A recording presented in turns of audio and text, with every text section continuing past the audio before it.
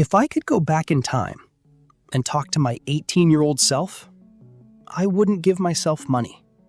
I wouldn't tell myself which stocks to buy, and I definitely wouldn't hand myself a winning lottery ticket. Instead, I would teach myself 10 simple money rules.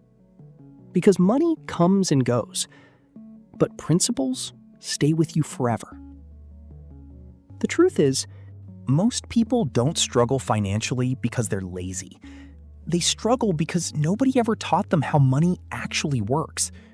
School taught us how to pass exams, but it never taught us how to build wealth.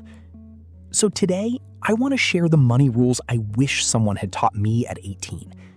Rules that could have saved me years of mistakes and completely changed my financial future. Let's begin. When most people get paid, they pay everyone else first. The landlord, the bills, subscriptions, shopping, restaurants, entertainment, and whatever is left, they save. Usually, nothing. Successful people do the opposite. The moment they receive money, they pay themselves first, even if it's only 10%. That money isn't for spending. It's for investing, for building assets, for creating future freedom. This habit may seem small, but over years, it completely changes your financial life. Because saving isn't about the amount, it's about the identity you're building. You become someone who prioritizes your future, not just today's comfort. When I was younger, I thought expensive things made people look successful. A better phone, better clothes, a nicer car. But I learned something important. Luxury doesn't create wealth. Skills do. The highest return you'll ever get is investing in yourself. Learning sales, learning marketing, learning communication, learning AI, learning content creation, learning business. Nobody can take those skills away from you. And every new skill increases your earning potential. Many people spend thousands trying to look rich. Imagine if they spent that same money becoming valuable instead.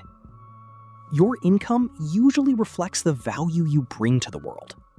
So become more valuable. The money will follow. This is one of the biggest financial traps. You get a raise, so you upgrade your lifestyle. Better apartment, better car, more expensive vacations, more subscriptions. And suddenly, you're earning more, but you still feel broke. Why? Because your expenses grew just as fast. This is called lifestyle inflation, and it quietly keeps millions of people trapped. Instead of increasing your lifestyle every time your income grows, increase your investments, increase your savings, increase your assets. Live below your means today so you can live above your dreams tomorrow. You can always make more money. You can never make more time. That's why wealthy people protect their schedules. Most people spend hours every day on things that don't improve their future. Scrolling, complaining, watching random content. Then they wonder why years go by so quickly.